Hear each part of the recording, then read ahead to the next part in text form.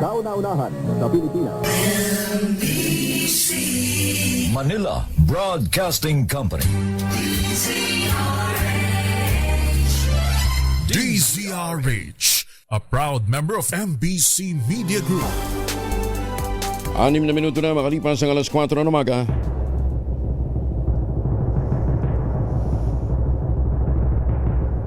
And the Golden Dove for Best Science and Technology Journalist goes to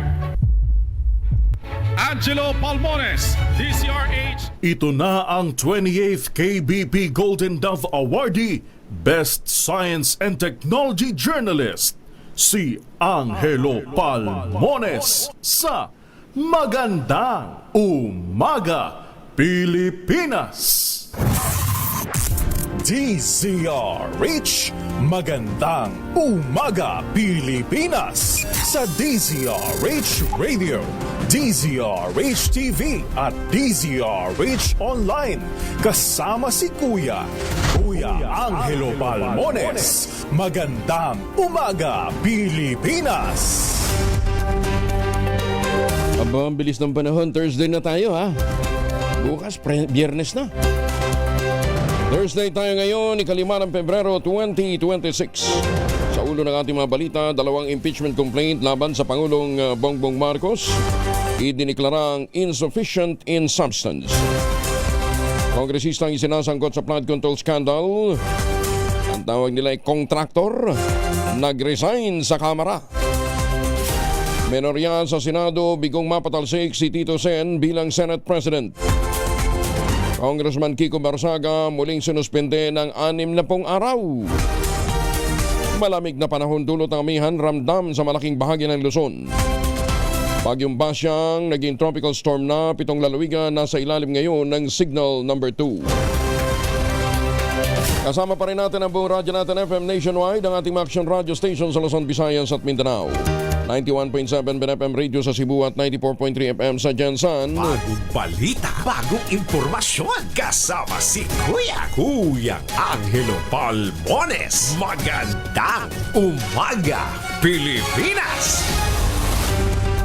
Sa detalye ng mga balita, lumakas pa at naging tropical storm ang bagyong Basyang kagabi. Dahil dito 7 lugar ang nasa ilalim ngayon ng signal number 2, kabilang ang southern portion ng Surigao del Norte, kasama ang Siargao, Bukas Grande Island, Surigao del Sur, extreme northern portion ng Davao Oriental, Agusan del Norte, northern at eastern portion ng Agusan del Sur, southeastern portion ng Misamis Oriental at northeastern portion ng Bukidnon. Huling namataan ng bagyo sa layong 515 kilometers, silangan ng Hinatuan, Surigao del Sur, taglay ang lakas na hanging 65 kilometro bawat oras malapit sa gitna. Ang pagbugso umabot ng 80 km bawat oras, kumikilos pa kanluran sa Philippine Sea sa bilis na 15 km bawat oras. Nakataas naman ang signal number 1 sa mga sumusunod na lugar, central at southern portion ng Eastern Samar, southern portion ng Samar, Biliran, Leyte, gayon din sa southern Leyte. Bohol, Cebu, Siquijor, Negros Oriental, Negros Occidental, Guimaras at Iloilo. Signal number 1 din sa eastern portion ng Capiz, southeastern portion ng Antique, Dinagat Island, rest of Surigao del Norte, northern portion ng Davao Oriental, northern at central portions ng Davao de Oro, northern at central portions ng Davao del Norte, rest of Agusan del Sur, Camiguin, nalalabing bahagi pa ng Misamis Oriental, rest of northern and eastern portion ng Bukidnon, eastern portion ng Lanao del Norte, northeastern portion ng Lanao del Sur, northern at central portion ng Misamis Occidental at eastern portion ng Zamboanga del Norte. Malawak ho ang sinasaklaw ng bagyong Basyang. Sa forecast track ng Pag-asa, ang sentro ng bagyo ay unang maglalandfall sa Eastern Mindanao mamayang gabi o bukas na madaling araw. Matapos ay tatahakin ng Tropical Storm Basyang ang landmass o kalupaan ng northeastern Mindanao at central at western Visayas bago lalabas ng Sulu Sea sa Sabado ng umaga. Sinabi ng Pag-asa na asahan ang bahagyang paglakas ng bagyo habang ito ay nasa Philippine Sea. Humahataw naman ang lamig, dala ng malakas na simoy ng amihan sa maraming lugar ng bansa, partikular na dito sa Luzon. Sa pinakahuling na italang temperatura kahapon sa Baguio City, umabot ang lamig na panahon. Dulot ng amihan sa 12.8 degrees Celsius. 17.9 degrees Celsius naman sa Basco, Batanes. Parang naka-aircon lang. Babala ng Pag-asa, asahan ang epekto ng amihan ay magdudulot ng malamig na hangin hanggang sa pagtatapos ng Pebrero. Payo ng Pag-asa sa publiko, pag-ibayuhin ang pag-iingat upang makaiwas sa mga sakit na dulot ng malamig na panahon tulad ng sipon at ubo. Narito naman ang ilang lugar na makararanas din ng mababang temperatura. Patunayan, ito yung naramdaman kahapon. Baguio City, 12.8 degrees Celsius. Basco, Batanes, 17.9 degrees. Tanay Rizal, malamig din 18.5 degrees Celsius. Balay City sa Bukidnon, 19 degrees Celsius. At Lawag City, Ilocos Norte, 19.8 degrees Celsius. Natukoy na ang eksaktong lokasyon ng lumubog na MV Trista Kirstine 3 sa karagatan ng Balok-Balok Island sa Basilan. Sa kumpirmasyon ng Philippine Coast Guard, District Southwestern Mindanao, natagpuan ang barko humigit kumulang 1.8 nautical miles mula sa nasabing isla. Ligtas na napasok ng mga technical diver ng Philippine Coast Guard ang loob ng lumubog na Roro vessel bilang bahagi ng underwater assessment operation. Kasabay nito na-recover ang 2 pang labi dahilan para pumalo na sa 45 ang kabuang ng mga namatay sa naturang trahedya. Magandang umaga, Pilipinas! 13 minuto na makalipas ang alas 4 ng umaga. Ayan mga misis. Laundry day today, pwede pa rin tayong maglaba. Kunot no ka ba kapag makapit, panikit at malupit ang mantsa? All you need is Pride. Ba't mapahirapan ang self ka sa Pride? Easy at worry-free naman ang laundry. Sa triple stain formula, tanggal ang matitindi mantsa based on test sa chocolate, mud and sabon and cotton. Gawa po ito ng ACS. Mahiwagang tunog! Kaya natin ng pagbibigay ng mahiwagang tunog. Baka sakaling mapanalunan na ito ngayon. 8,000 ang naghihintay na premyo sa mahiwagang tunog.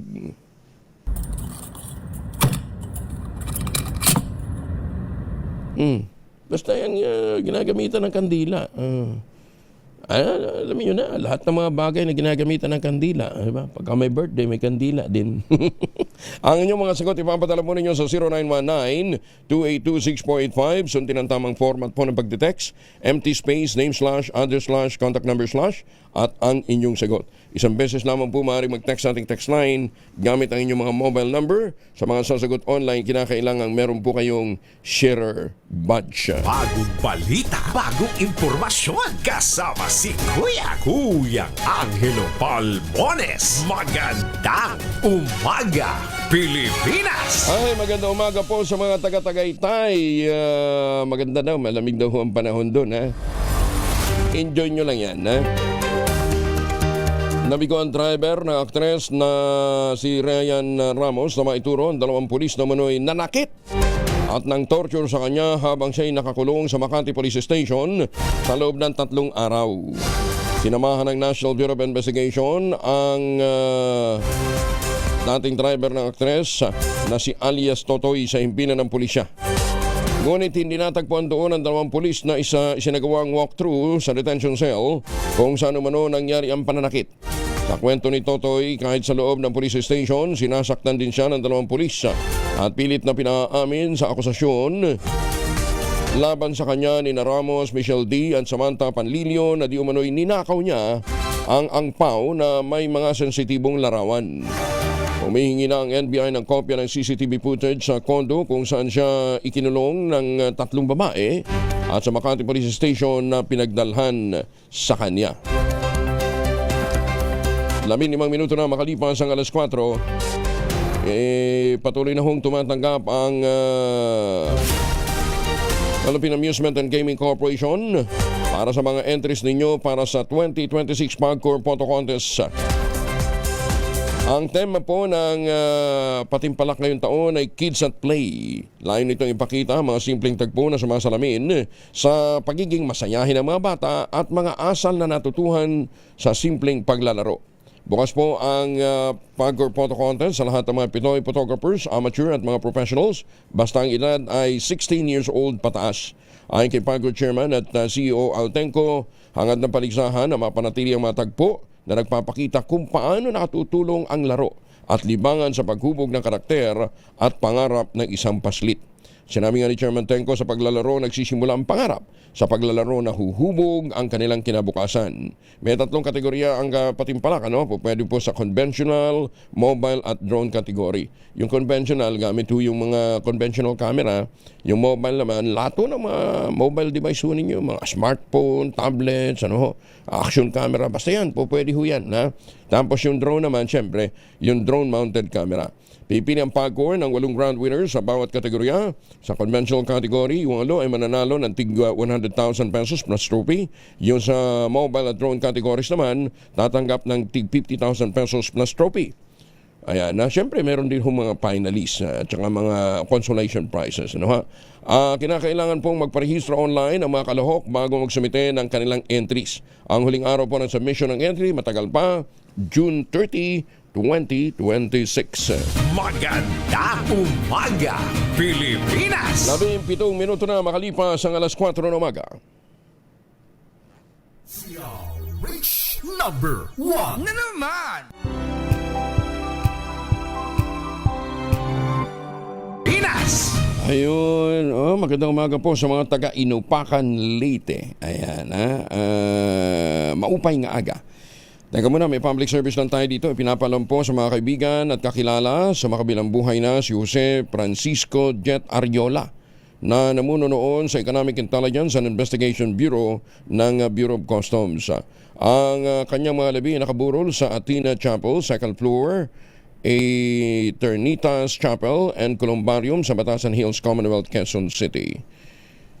Itinakda ang public viewing ngayong araw, February 5, hanggang sa Sabado po yan, February 7. So sa lahat na nakakakilala kay Jose Francisco Jet Ariola, siya po ay pumanaw na. Panawagan din po yan ni Ray Nadarra. Magandang umaga, Pilipinas! Sinimula na rin ng National Police Commission ang sarili nitong investigasyon sa kaso ng pagkakapatay kay Police Senior Master Sergeant Diane Marie Molinito at ng kanyang 8 taong gulang na anak. Pero nakatuon ang investigasyon ng NAPOLCOM sa asawa ni Molinito na si Police Master Sergeant John Molinito. Magugunitang nananatiling person of interest si John sa kaso ng pagpaslang sa kanyang asawa dahil na rin sa kanyang naging aksyon matapos ang krimen.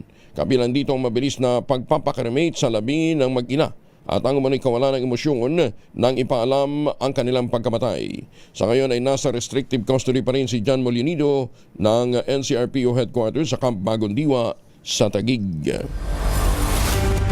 Arestado naman ang isang 27 anyos na American national na umano'y nag-ooperate ng cybersex den sa Batangas gamit ang mga babaeng biktima niya sa love scam. Ayon kay PNP ACG Director General Wilson Asueta, mautos ng suspect na si alias Canor mag-alok kuno ng modeling job sa mga nakikilala niya sa online dating platform. Ngunit sa halip na bigyan ng trabaho, ikinukulong niya ang mga biktima sa isang lokasyon sa Nasugbo para sa pilitang magsagawa ng mga sexual act na inire-record niya at ibinibenta naman via live stream. Loko, nabunyag ang iligal na gawain ng naturang dayuhan. Makarang makatakas ang isa sa kanyang mga biktima dahilan para ma-rescue din ang 7 iba pa na nakakulong na kababaihan. Uy, sus may Ginoo. Kaya dun ho sa mga naghahangad na makadali ng apam, ha? At makaranas daw ng snow. Yan, nagpapabola sa mga dating app, ha? Ingat ho kayo. Lalong-lalo na pagka nagre-request na ng eyeball. Tsaka ingat ho kayo dahil minsan meron din nilalagay na mga sa inumin eh. Yung mga loko ito. Ayan, so matakin ho ninyo. 8 yung kanyang ikinulong, ha? Na ginagahasa at inire-record para maibenta live o sa live streaming. Actually, sa dating app nagsimula, then pag nahulog ang loob, ito ay inimbitahan niya na mag-meet up at bibigyan niya rin ng offer na trabaho na maging model.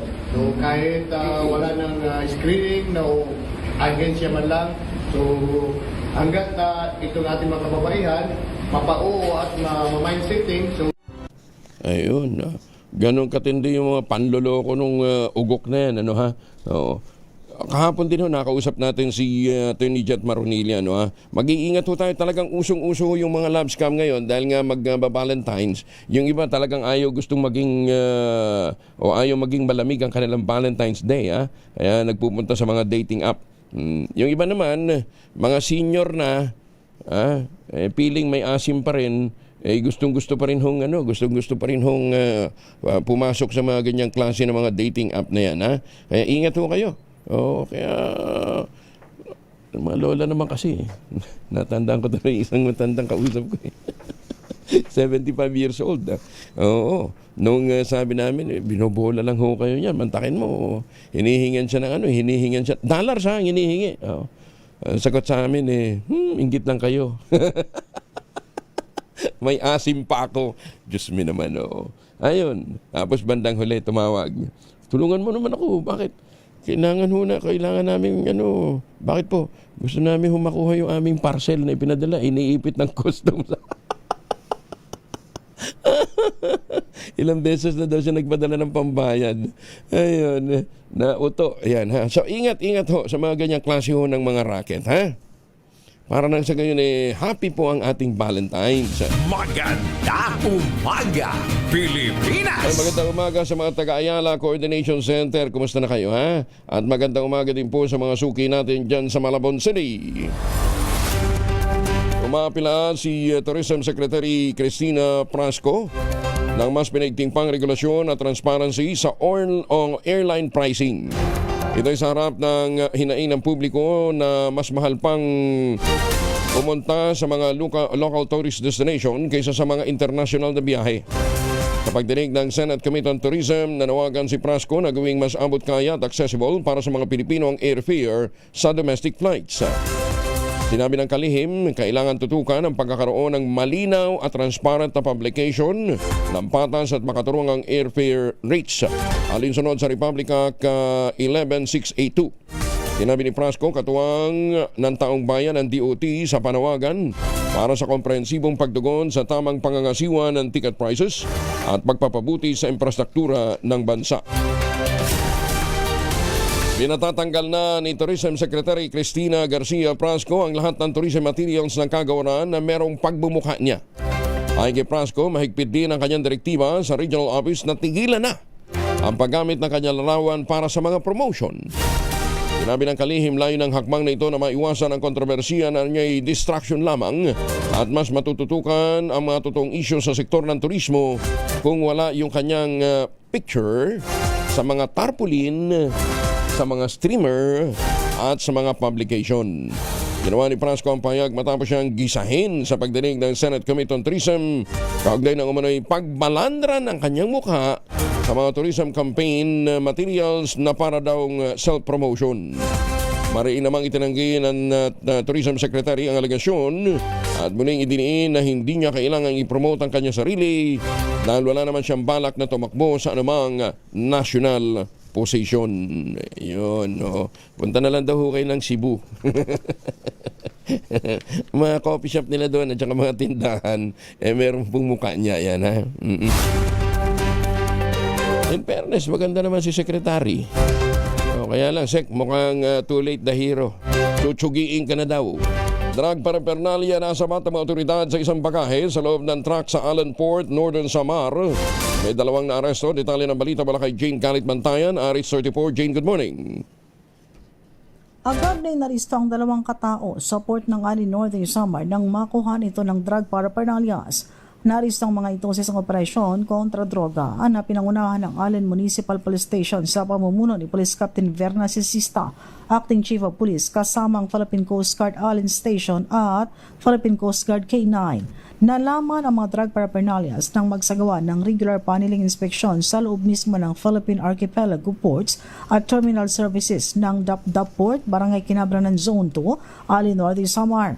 Ayon sa report ng PNP, ang mga suspect ay isang 31 taong gulang, isa itong driver at residente ng Negros Occidental, habang ang isa pang suspect na naaristo ay 27 taong gulang, isa ring driver at residente ng Santa Maria, Bulacan. Habang isinasagawa ang regular na K9 paneling sa seaport, nagbigay ng indikasyon ang K9 dog nang umupo ito sa truck na minamaniho ng dalawang akusado. Agad na isinagawa ang inspeksyon sa mga bagahe kung saan na-recover naman ang mga ipinagbabawal ng mga paraphernalias na ginagamit sa pinaghihinalang illegal na droga at ang dalawa ay agad ni naristo ng otoridad. Patuloy namang inihahanda ang kakulang kasong kriminal laban sa dalawa dahil sa paglabag sa Section 12 ng Republic Act 9165 o Comprehensive Dangerous Drugs Act of 2002. Samantala, binigyan din naman ngayon ng PNP Alin ang patuloy na pagpapatupad ng Alin PNP sa mga anti-illegal drugs operation sa buong bayan. Mula sa Aksyon Radyo Katarman, Arts 34 Shane Galit Bantayan ng DZRH. Una sa Pilipinas, una sa Pilipinas. Dengan salamat, Jane. Forest fire sa may club naman sa Mount Pusbo, Mankayan, Benguet. Detalye na balita mula kay Romy Gonzalez sa RH41 ay Bagdabigat Romy. Mula kahapon ng tanghali hanggang kagabi, patuloy na inaapula ng mga personal ng Bureau of Fire Protection at mga volunteers ang sumiklab na forest fire na nakaapekto sa malaking bahagi ng Mount Pusbo sa barangay Bulalacos at ginawang sa Mankayan, Benguet. Ayon kay ginawang barangay secretary Omar Damoslog, pangalawang forest fire na record sa lugar. Ang unang insidente ay nangyari kamakalawa, Pebrero 3, malapit sa Kamantokob. Ginawang na pinagtulungang apulain ng mga community volunteers. Ang pangalawang forest fire nagsimula bandang alas 11 ng tanghali kahapon, Pebrero 4, sa Mount Pusbo, Mantayas, Barangay Bulalakaw at kumalat sa Barangay Ginawang. Nagtutulungan ng mga personnel ng Bureau of Fire Protection at mga volunteers na pulayin ang sunog para hindi kumalat at maprotektahan ng mga residential houses malapit sa nasusunog na kagubatan. Ito si Aris 41 Romy Gonzalez para sa DZRH. Una sa Pilipinas, una sa Pilipino. Maraming salamat, Romy. Jose Aguina. Maganda umaga, Pilipinas! Baka kayo may mga importanteng lakad, huwag kalimutan magbaon din po ng proteksyon laban sa mikrobyo. May dalawang formulation ng family alcohol na pwede nating pagpilian. Yung family 70% isopropyl alcohol, especially prepared for clinics, hospital, pharmacies, laboratories, pero okay na okay din po sa mga households. Very effective yan sa disinfection at sterilization. Ganyan ang bagsik ng family 70% isopropyl alcohol. Maghapon man natin gamitin, no problem. Hindi po manunuyo ang ating mga kamay dahil meron po itong moisturizer.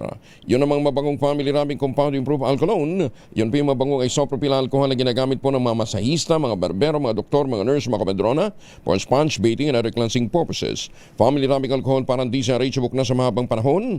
Mabibili sa namang butik at convenience stores nationwide.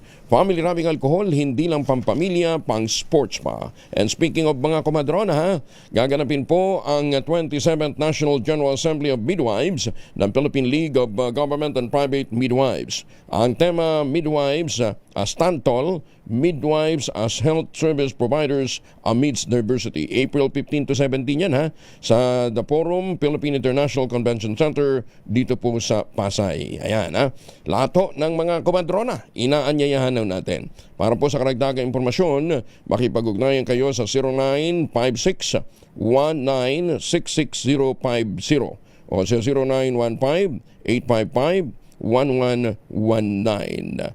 Ang sabi po ni Asek Cecil Bangkasantos, ito pong paglahok din po ninyo ay applied for CPD units. Maganda umaga, Pilipinas! OCM Bar magbibigay tulong pinansyal na 25,000 pesos per family sa mga biktima ng malawakang sunog sa buong Gao, Tawi-Tawi. Detalye na balita mula kay Jun Di Bakutak, RH19. Assalamualaikum, Brother Jun. Alaikum assalam, Kuyang Angel. Magbibigay tulong pinansyal na 25,000 pesos per family si BARM Chief Minister Abdul Rauf Makakwa, partikular sa mga naging biktima ng malawakang sunog sa Barangay Lamion, Bonggao, Tawi-Tawi. Humigit kumulang nasa 1,000 families ang nawalan ng tahanan at mga kagamitan sa nangyaring sunog. Ayon sa punong ministro, ang hakbang ay kabilang sa mga agarang aksyon ng BARM government sa layuning matulungan ang mga kapatid na Badyaw para sa agarang recovery para sa kanilang mga naabong pangkabuhayan at tahanan. Habang tuloy-tuloy lamang ang mas pinalawak na relief assistance at rehabilitation efforts mula sa MSSD, Project Tabang, Bangsamoro Ready, habang nariyan din ang maagap na effort ng Bonggao LGU at Provincial Government of Tawi-Tawi, katuwang ang Philippine Marines, Coast Guard, Philippine Army, Philippine Air Force, MAFAR at NFA. Ayon pa rin kay ICM Makakwa, ang pondo ay manggagaling sa Quick Response Fund ng BARM o QRF na agarang gagamitin para sa mas mabilis sa pagbangon ng mga biktima, lalo pat papalapit na ang Holy Month of Ramadan ngayong buwan ng Pebrero. Sa gesture of support na ito ng BARM government, labis ang pasasalamat ni Tawi-Tawi Provincial Governor Ismael Mang Ay Sali sa lahat ng programa, proyekto at tulong na ibinibigay ng Bangsamoro government led by ICM Abdul Rauf Makakwa para sa mamamayan ng Tawi-Tawi. Mula sa Central Mindanao, RH19, June Di Makutat, DZRH, una sa Pilipinas, una sa Pilipino. Sukran, June. Maganda umaga, Pilipinas! Good morning, Kidapawan City, at magandang umaga din po sa mga suki natin dyan po sa Taal, Batangas. Alay, kumusta nagaho kayo? Binatilyo na sa kote sa bypass operation sa Davao City. Nakunan ito ng marijuana nagkakahalaga ng 1.6 million pesos. Detalye na balita mula kay June Soter mula sa Action Radio Davao. May buntag ni mo, June.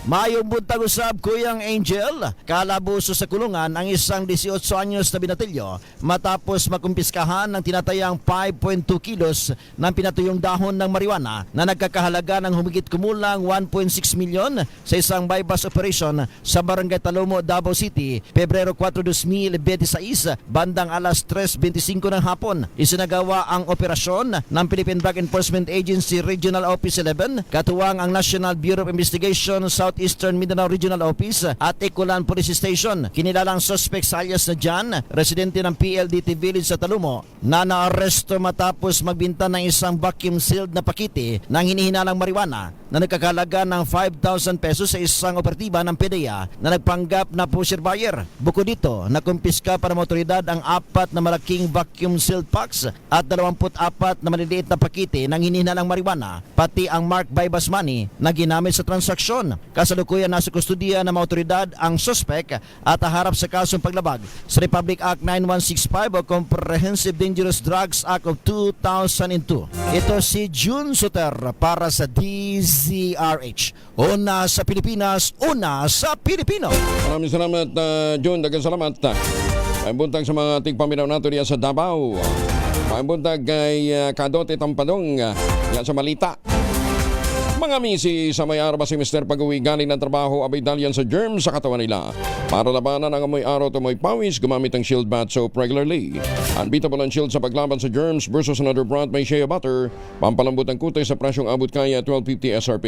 Kaya naman recommended ito ng Philippine Nurses Association. Kaya mga misi, I challenge you, subukan ng Shield Bath Soap. Galit sa sakit, may malasakit, sulit na sulit. Happy Fiesta sa mga taga Santa Maria, Bulacan. Binabati kayo ni Kaador Plato at ni Ma'am Girlie. Ayan, ha. Sibugan time para po sa Santa Maria, Bulacan. Opisyal namang inilusad ng SMJ Mall sa Mandaue City, Cebu ang kauna-unahang Matcha Festival. Mula sa isang ordinaryong mall space, ginawang isang lush greenscape ang atrium ng SMJ Mall sa Mandaue para sa immersive at culture-driven na karanasan sa lungsod. Magtatagal ang Matcha Festival hanggang February 15. Aba! Palalagpasin hanggang Valentine's Day, ha? Tampok sa nasabing festival ang iba't ibang bersyon ng iconic Japanese green tea o matcha. Mula sa creamy latte hanggang sa katakam-takam na panghimagas. Binigyan ng Matcha Fest ng mga taga Cebu ng pagkakataong madiskubre at matikman ang lahat ng klase ng matcha desserts at mga drinks sa loob ng SMJ Mall. Kabilang dito mga produktong ibinibida ng Atelier Matcha, Your Daily Go Cafe, Casa Brew, Celsius Crib, No Better Fillings, Choco, DP Sweets, O Nata, Ice Baby, Rampa Beach Bar at iba pa. Congratulations, ano ha? Bakit hindi gumawa din tayo ng Tuba Ulambanog Festival? O, diba? Yung sa Quezon. Todohato naman ang Bureau of Customs sa pagpapabilis ng daloy ng kalakalan sa bansa ngayong 2025. Sa pamamagitan ito ng pagpapalakas ng digital services na mas pinaigting na pakikipagtulungan ng mga stakeholder at transparent na clearance ng mga kalakal sa mga pantalan.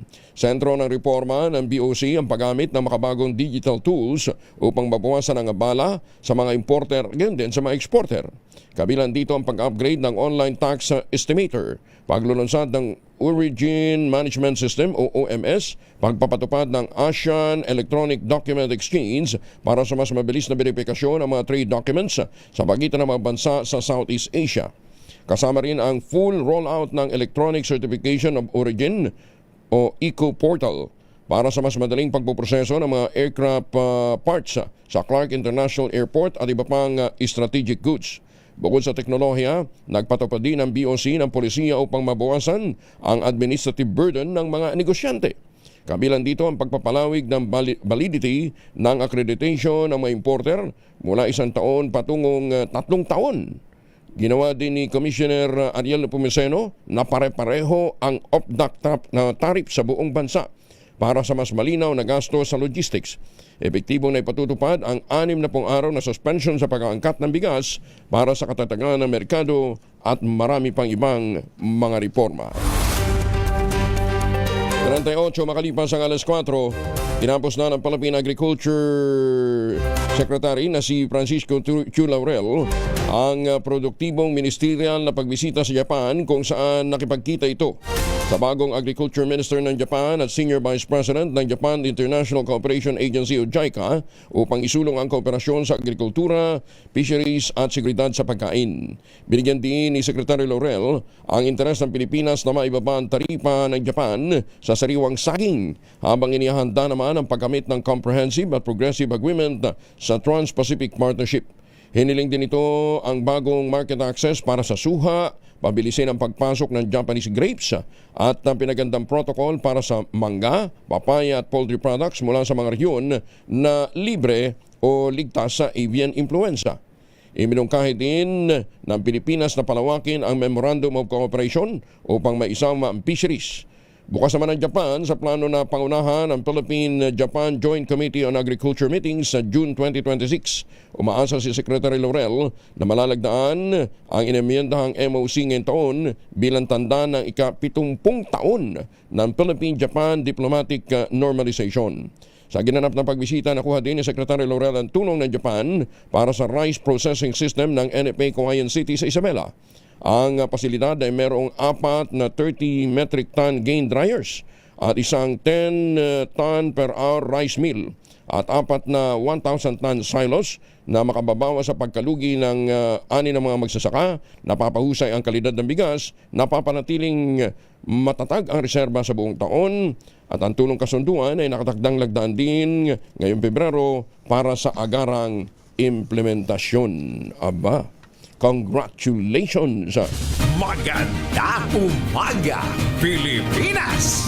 Palalawigin pa ng Department of Transportation ng 5 taon ang validity ng registration ng mga bagong sasakyan mula sa kasalukuyang 3 taon lamang.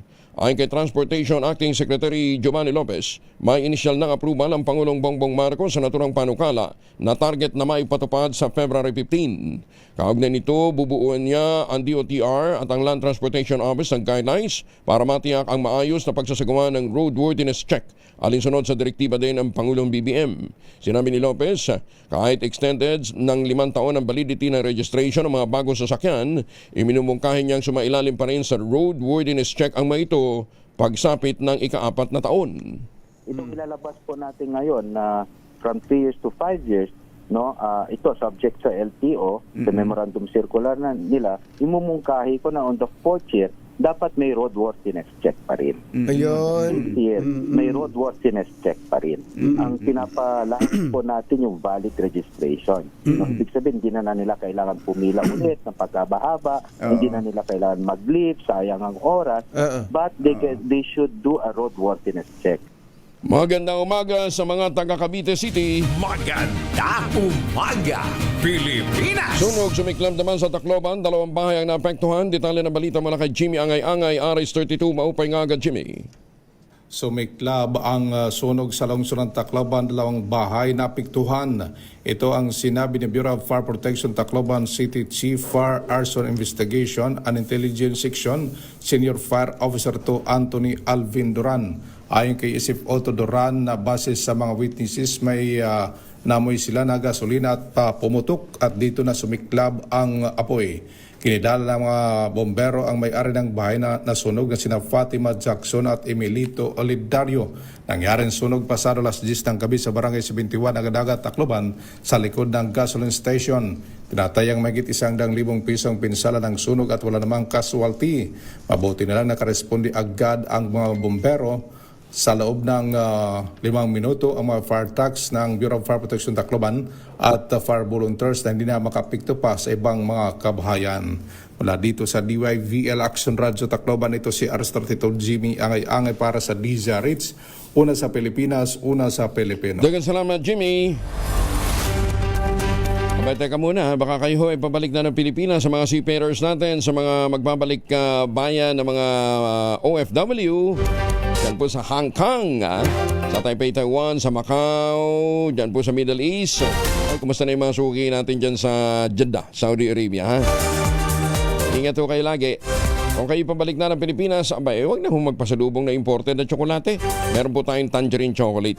Ang Tangerine Chocolate po ay brand ng mga magniniyog ng mga magsasaka dyan po sa lalawigan ng Quezon. Sa tulong po ni Dr. Helen Tan, yung po mga planting material ng kakao galing Davao, hinakot po yan para maitanim sa ilalim po ng mga nyugan. Kaya ngayon ay nagpuproduce sa sila ng dekalidad na cacao beans, pinaprocess para maging Tangerine Chocolate. Available sa 0919-095-5935. Sabi nga po ni Dr. Helen Tan, sino bang magmamalasakit sa Pilipino kundi ang kapwa Pilipino? I-check po ninyo sa tangerinechocolate.ph yung mahigit 10 variants po ng Tangerine Chocolate na ang mga raw material galing din po sa ani ng mga magsasaka. Sabi po ni Dr. Helen Tan, sa bawat tangkilik natin ng Tangerine Chocolate, pinalalakas natin ang loob ng ating mga magsasaka, pinalalakas natin ang ating lokal na ekonomiya. Tangerine Chocolate 100% gawang lokal, but taste and looks global. Tinulungan ito ng DTI at ng DOST. Maganda umaga, Pilipinas! 44 makalipas ang alas 4.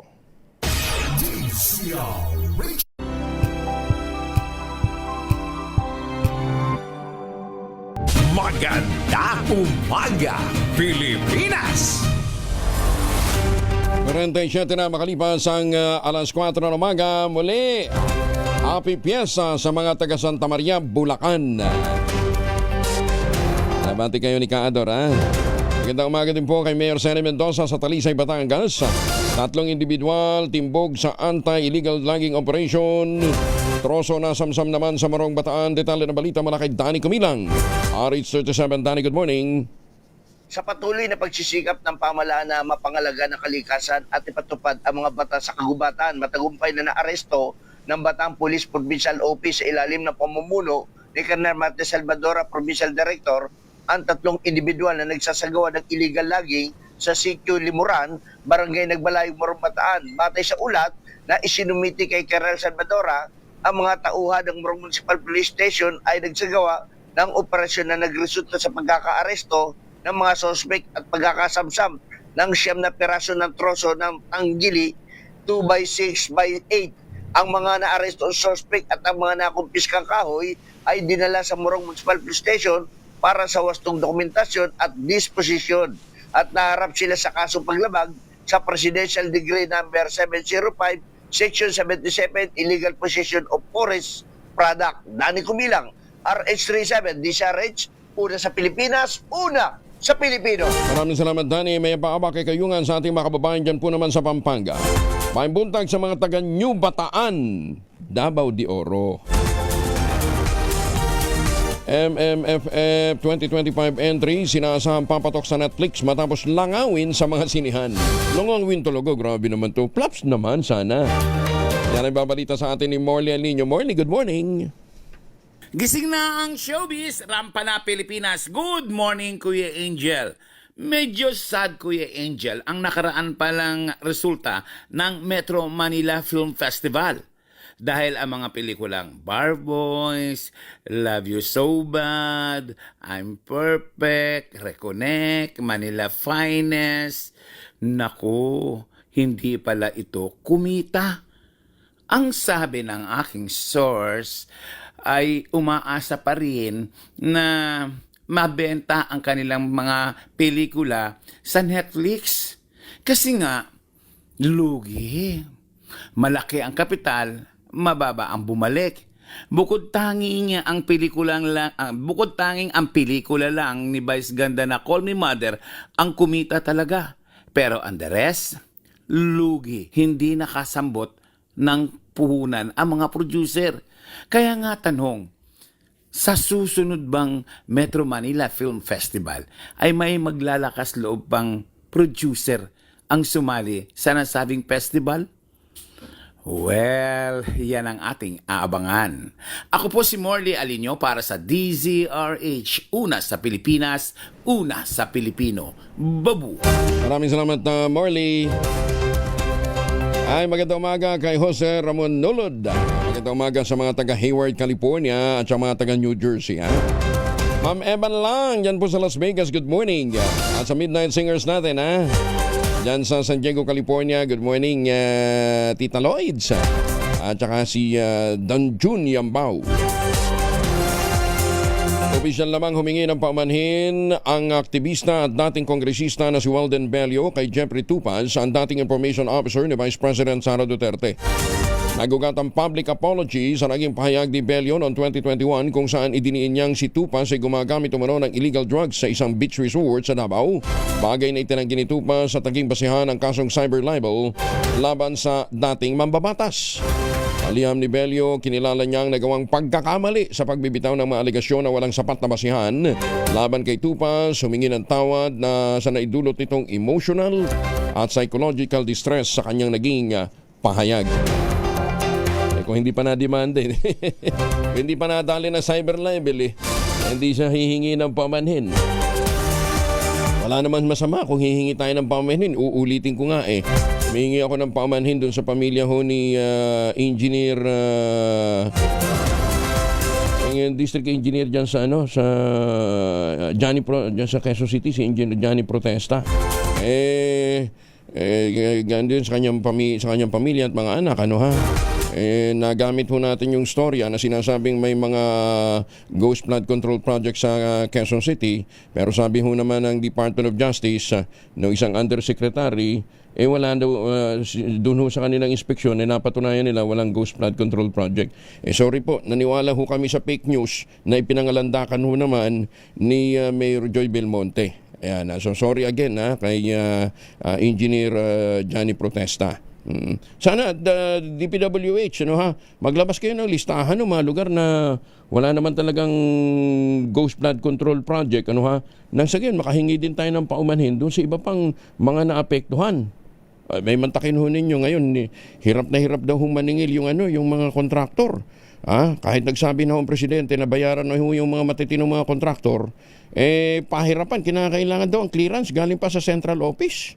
Aba, meron pa ibang mga lugar, kailangan din ng clearance mula sa provincial treasurer. Ganun.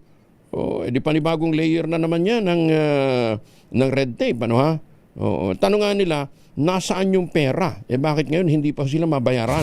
Maganda umaga, Pilipinas! Eto alam mo ninyo walang masama na it won't make you less a person pagka ikaw humingi ng patawad kung talaga namang ikay nagkamali. Viral ngayon sa social media ang kakaiba at labis na paraan ang paghingi ng paumanhin ng Japanese volleyball superstar na si Yuji Nishida matapos aksidenteng matamaan ng kanyang bola ang isang courtside staff member na nakaupo sa gilid ng court. Sa video, makikitang tumirada ng isang pangmalakasang spike ang volleyball player. Ngunit sa kasamaang palad, tumama ito sa babaeng nasa gilid ng court. Nang makitang may tinamaan, agad na dumapa, nagpadulas patungo sa courtside staff member si Nishida at pagdating sa kanilang roonan ng babae, umupo ang volleyball superstar. Sa harap nito, yumuko at paulit-ulit na humingi ng tawad. Sana ganun na lang. Ganun yung natin, hingi tayo ng paumanhin kung tayo ay nakagawa ng pagkakamali. Maganda umaga, Pilipinas! So, kita nyo halimbawa, dyan ho sa BIR, nakagawa na nga ng pagkakamali, hindi na nga nakakota, na-promote pa.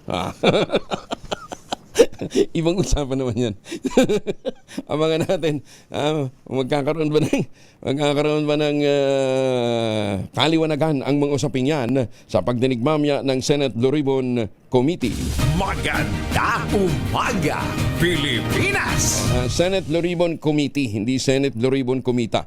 Top 5 most wanted person provincial level at top 1 city level arestado naman sa Alumino City, Pangasinan. Detalye ng balita mula kay Freddy Pajardo, Aris 38. Masantos siya kabasani tsakamin sa ating mga kababayan dyan sa Pangasinan, Freddy.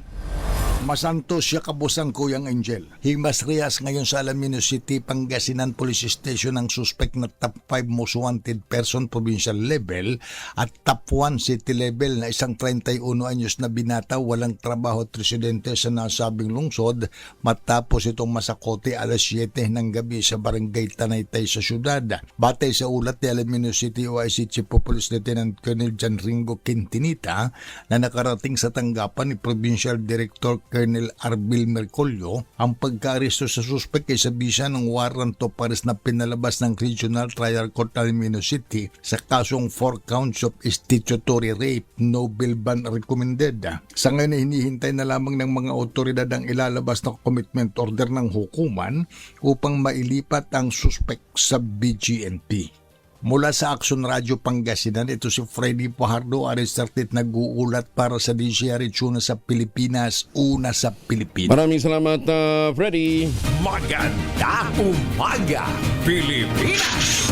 Tumutok sa DZRH at manalo ng instant 1,000 pesos sa Malakas promo kasama ang Pride Detergent. Malakasan ang makinig at manood sa DZRH! Ang malakas promo kasama po ang Pride Detergent ay nandyan sa Barangay 74, Heroes Hill ba ito? O Heroes Del? Tama ba? Heroes Del? Meron ba ganun? Anyway, dyan po sa Caloocan City. Heroes Del 96. Heroes Del 96, dyan po sa Caloocan City. Ayan, lakasan nyo na yung mga radyo, telebisyon. Ready na ba kayong tandaan ang ating word of the day para manalo ka ng DZRH mini component? Eto na!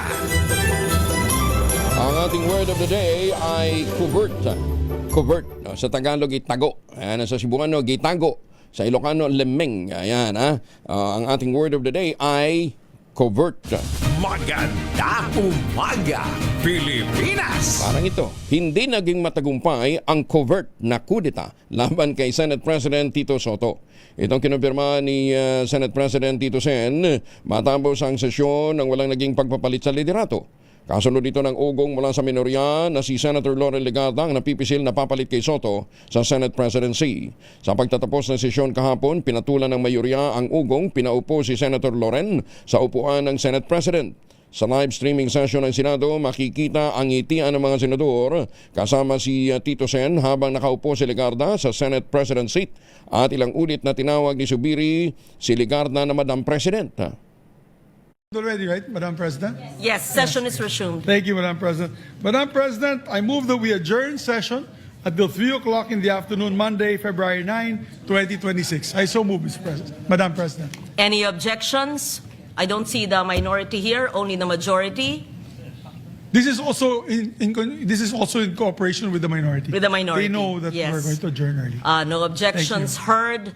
Session is adjourned until Monday, February 9, 2026. Thank you very much, Madam President. Ayan, at nandun din si Raymond Adpaasa. Raymond, ano ba talaga nangyari? Mabibigyan pa rin ng pagkakataon na maupo bilang Pangulo ng Senado si Senador Loren Legarda. Ito ang kinumpirma ni Senate President Vicente Tito Soto III kahit na napurnada kahapon ang kagustuhan ng minorya sa Senado na magpalit ng Senate leadership at si Legardang hinihimok nilang maging Senate President. Sabi ni Soto, plano nilang paupuin bilang Senate President si Senator Loren bago matapos ang 20th Congress sa 2028. Sa caucus ng majority senators kahapon ay nilabas ni Senador Kiko Pangilinan sa kanyang Facebook page ang kanilang larawan na may caption na power sharing. Kumpirmadong nagkaroon ng pagtatangka na agawin ng liderato mula kay Senate President Soto, ngunit Kapos sa bilang ang grupo nila Senador Alan Peter Cayetano at Senador Amy Marcos. Kahapon ay marami ang nagulat nang pagkatapos ng mahabang suspension ng sesyon ay biglang si Senador Loren Legarda ang umupo bilang presiding officer. Siya pala ay napagkasundan ng mayorya na maging presiding officer para lang i-adjourn ang sesyon. Yes, session is resumed. Thank you, Madam President. Madam President, I move that we adjourn session until 3 o'clock in the afternoon, Monday, February 9, 2026. I so move, Mr. President. Madam President. Any objections? I don't see the minority here, only the majority. This is also in cooperation with the minority. With the minority, They know that yes. we're going to adjourn early. No objections heard. Session is adjourned until Monday, 3 o'clock. February 9, 2026. Thank you very much, Madam President. Ito si RH28, Raymond Dadpaz para sa DCRH, una sa Pilipinas, una sa Pilipino. Maraming salamat, Raymond. Sabi naman ni Ma'am Evan lang, it's like playing ground the House of Senate. Kawawa ang taong bayan. Sinabi niyo pa. Maganda umaga, Pilipinas! Alas 5 na ng umaga, oras na para tayo po naman ay mag-ultabayo. Ang postbiotic ay ang ultabayo po ay postbiotic with Lactococcus lactis strain plasma. Ito po'y dumaan sa mahabang clinical trial sa Japan. Hindi testimonial, hindi kwentong kutsero, kundi human clinical trial. Ang bawat kapsula ng ultabayo, nagtataglay ng 50 billion cells ng Lactococcus lactis strain plasma. Kaya napaka-potent po nito na pagpasok po sa ating katawan, pinagagana nga po yung PDC, yung plasmacytoid dendritic cell. Yan po yung tinatawag na dalubhasa na commander ng ating immune system. Responsable sa pagtataboy ng mga toksin sa ating katawan habang tayo po ay natutulog. Ilan lamang sa mga benepisyo po ng ultabayo ay nakatutulong ito para magkaroon tayo ng magandang tulog, mahimbingang tulog. Siyempre pagka magandang tulog, may panlaban tayo sa puyat, pagod at stress. Kondisyon na kondisyon ng ating katawan sa kinabukasan. Ang ultabayo po ay rehistrado sa Food and Drug Administration, halal certified. Available po ito sa Mercury Drug, Amesco Drug, Curamed at HB1 Plus Pharmacy. Ngayon, ito pa ho. Pag may mga concerns kayo, mag-text sa 0931-033-2871. At kung bibili nga ho kayo na ngayon ng isang box ng Ultabayo Postbiotic, yung 30 capsules sa alinmang Mercury Drug Store sa buong bansa, makakakuha ka ng free 100 pesos na Mercury Drug gift certificate. Promo runs from until July 31, 2026 only. July 31, 2026 per DOH, FDA, CFRR permit number 0981-0/2025. Mahalagang paalala ang ultabayo ay hindi gamot at hindi dapat gamitin panggamot sa anumang uri ng sakit.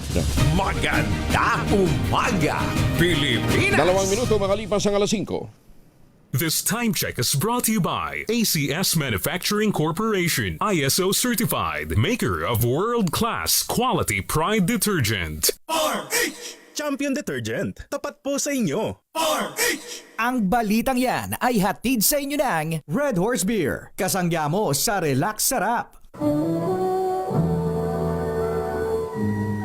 Kauna-unahan sa Pilipinas. Manila Broadcasting Company. DZRH, a proud member of MBC Media Group.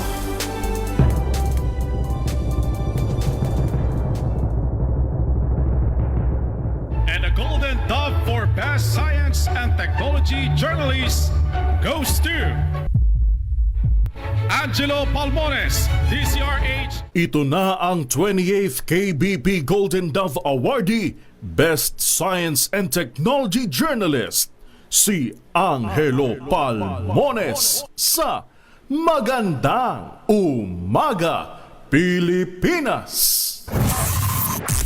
DZRH, Magandang Umaga, Pilipinas! Sa DZRH Radio, DZRH TV at DZRH Online. Kasama si Kuya Angelo Palmones. Magandang Umaga, Pilipinas! Baka nakakalimutan nyo, Thursday na ngayon ha. Ikalima ng Pebrero 2026. Balik tayo sa mga balita, ipinagutos si Public Works Secretary Vince Dizon ang pag-imbentaryo sa lahat ng mga hindi natapos na mga school buildings at mga classroom sa buong bansa. Layunin ng nationwide inventory na matugunan ang nasa 165,000 unit na backlog sa konstruksyon ng mga eskwelahan o silid-aralan. Ayon kay Dizon, sa halip na laging tinitingnan ng mga bagong proyekto, dapat din munang ayusin ang mga nakamimbing mga proyekto upang matapos na. Bahagian niya ito sa pagsisikap ng gobyerno na matugunan ang lumalaking populasyon ng mga mag-aaral at masiguro ang maayos na kapaligiran sa pag-aaral alinsunod sa mandato ng Pangulong Bongbong Marcos. Pagwag sa koleksyon ng travel tax makatutulong sa turismo ng bansa. Detalye na balita mula kay Manang Milky Regunan, Aris Reld. Manang Milky, good morning. Pinabubuwag na ang ipinapataw na travel tax na nakapaloob sa Presidential Decree 1183 at nasa probisyon ng Tourism Act of 2009. Nakapaloob ito sa House Bill 7443 ni House Majority Leader Sandro Marcos na layuning mahinto ang paniningil ng travel tax. Sa ngayon, 2,700 pesos ang travel tax sa first class at 1,630 pesos para sa economy class. Ayon kay Marcos, ang travel tax ay pabigat at dagdag gasto sa mga Pilipino na gustong bumiyahe para sa bakasyon, trabaho at pamilya. Paliwanag ni Marcos, kung sobrang mahal ang biyahe, konti na lamang ang babiyahe kay apektado din ang galaw na ekonomiya. Sa katunayan, sinabi ni Marcos, marami na sa mga kapitbahay natin mga bansa sa Asia ang wala nang ipinapato na travel tax para mapalakas ang kanilang turismo at kalakalan. Sabi ni Marcos, mahalaga na magkaroon ng transparent budgeting nang hindi na kailangang maningil ng napakaraming buwis na nakaapekto sa publiko. Ako si Milky Regunan, nagulat para sa DZRH, una sa Pilipinas, una sa Pilipino. Maraming salamat, Manang Milky. Happy traveling! Ay, si Barbie Imperial aminadong naapektuhan nang ito'y putaktihin ng mga basher sa hiwalayan ni Richard Gutierrez at Sara Labati. Detalye ng balita mula kay Gorgie Rula. Gorgie, good morning! Naging open na sa publiko ang relasyon ni Richard Gutierrez at Barbie Imperial. Magkasama ngayon ang dalawa sa isang action drama series at na nagsimula na silang mag-promote kaya nagpa-interview na itong si Barbie. Nagsalita ang kapamilya actress na talagang naapektuhan daw ang mental health niya nang pinutakti siya ng bashing nung lumabas ang issue na tungkol sa kanilang dalawa. Ang sabi ni Barbie, nagkita lang daw sila sa isang bar noon na isa sa mga may-ari ay siya nga. Nakunan lang daw na nag-uusap sila ni Richard at may nag-post na nito sa social media. Kaagad na inimply na si Barbie na ang ipinalit ni Richard kay Sara. Sabi ni Barbie, nag-uusap lang daw sila noon at walang namamagitang relasyon. Matinding bashing na raw ang inabot niya dahil siya ang tinuturong dahilan ng paghihiwalay ni na Richard at Sara. At sabi pa ni Barbie, matagal na raw na magkahiwalay ng bahay ang dating mag-asawa at hanggang sa nagkakilala nga sila ni Richard. May ideya raw siya sa tunay na dahilan ng hiwalayan pero hindi raw niya kwento iyon kaya ayaw na niyang pakialaman. Basta muli niyang nilinaw na hindi nga raw siya ang dahilan ng paghihiwalay ni na Richard Gutierrez at Sara Labati. Gorgie Rula po nag-uulat mula sa showbiz ng DZRH, una sa Pilipinas, una sa Pilipino. Maraming salamat, Gorgie. Ako alam ko naman kung sino talagang dahilan eh. Alam ko. Hindi ako. Malamang si Sherwin Alparo. Tumutok sa DZRH at manalo ng instant 1,000 pesos sa Malakas promo kasama ang Pride Detergent. Malakasan ang makinig at manood sa DZRH. Sherwin, good morning. Kumusta ka daw, sabi ni Sarah? Kuya Angel, wag ako, maagang ngayon, ha?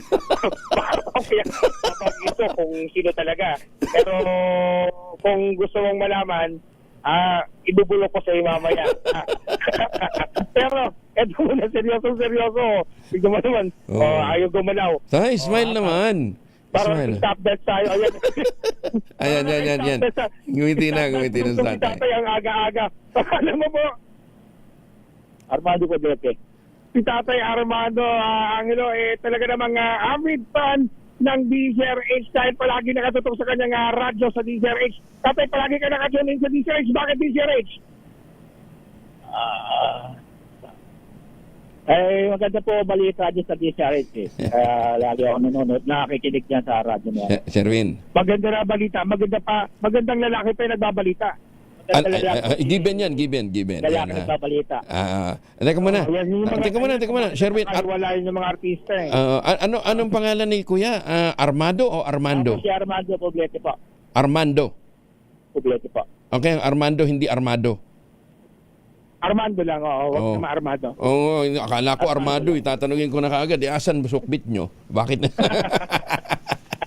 Ayan. Anong probinsya ni Mang Armando? Nueva Ecija po. Nueva Ecija. Ayun na yung bag na bigat. Ano?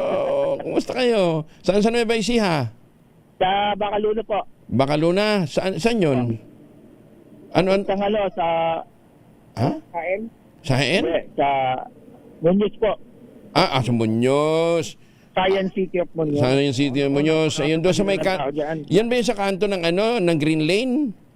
Yung bahay nyo? Hindi. Akala ko kapitbahay nyo pero kilala nyo si Richard Hoson. Pogi yun. Ayan. Ayan. Good morning kay Kuya Richard Hoson. Sige, bigyan mo na yung premyo natin, Sherwin. Dahil sino paborito mong announcer tuwing umaga? Si Angelo Palmones. Si Kuya Angel Palmones. Ito, meron kang 1,000 pesos. Hey, thank you po! Thank you! Ay, masaya ni tatay. Ito pa ang ating word of the day, makukuha mo rin yung ating medium component. Convert. Yan, dahil ang convert, ang ibig sabihin tago sa Tagalog. Yan ang tago. Hindi natin itatago ang medium component at ng Astron Appliances, alagang Astron, alagang maaasahan. Available sa inyong mga suki appliance store nationwide. Alagang Astron, alagaan ka. Sabi ni Vincent diyan sa Lloydminster, Canada, meron din daw bang Astron doon? Meron din. Alam ko meron silang astronaut. Ayan. Pero pwede nilang ipalalamove. Pwede ba? Punta ng Canada. Sino yung multo sa likod? Sino yung multo sa likod ni Mang Armando? Ayun, seryoso rin. Titig na titig din, nakagano, no? Parang, alam ko si ETJ. Ang probinsyano. Akala ko anino lang. Oo, malapit. Buti na lang gumalaw. Buti gumalaw. Kala ko, may nagpapakita. Dito pa naman sa Heroesville 96. Oo, Teka nga pala. Naman ang mga toda rito. Tignan mo, pakita mo yung toda. Yung pupugi ng mga toda dyan, Masisipag na bumiyahe. Oo. Madaling araw, talaga namang nag-aabang na ng kanilang mga pasahero. At hindi lang yan, meron ka rin tatanggapin, Kuya Arman, na DZRH Noche Buena ba? Medyo Noche Basket. Medyo Noche. Dahil malapit na ang Chinese New Year, meron ka na panghanda sa Chinese New Year, meron ka Medyo Noche Basket mula sa DZRH. At ang pinakabago, pinakamabango, pinakamalaki ang Pride with Fabric Conditioner, Korean Sobre Bloom Detergent Powder with Stain Away Formula, 2 kilo yan. Kaya kahit gano'ng karaming labahan, ubus yan. Kita mo sa tatay, Oo. Hello, Almoy. Sige, ingat to kayo ha. Kinukumusta kayo ng mga taga Tambulig, Zamboanga del Sur. Ayan ha. Oo. Sherwin, punta ka daw ng Tambulig. Ay, pwede. Basta pag may mga ganyang imbitasyon, pupuntahan natin yan. Ha? Ilan pa? Tinintay ko lang yung go signal mo. Pag pinapunta mo ako ng Zamboanga, talagang pupunta ako doon pag sinabi mo. Sige, malapit. Total, ikaw nandyan sa Caloocan. Umpisahan mo nang lumangoy. Wala kayang tubig dito. Kahanap ako ng sapa. Siyempre, sa mga nais manalo ng 1,000 pesos na akin tumutok sa DZRH, baka na susunod nating winner sa DZRH Malakas promo kasama ang Pride Detergent. Race number 6, Sherwin Batal para DZRH. Una sa Pilipinas, una sa Pilipino. Maraming salamat, Sherwin. Tutok lang, tutok na sa DZRH Radio, DZRH Facebook, DZRH YouTube, at DZRH TV. Baka ikaw na ang susunod na winner sa DZRH Malakas promo. Baka sabihin naman lang, maramo tayo dito. 1,000 lang binibigay. Eto, meron 8,000. Mahiwagang tunog. Ano itong ating mahiwagang tunog na ginagamitan po ng kandila?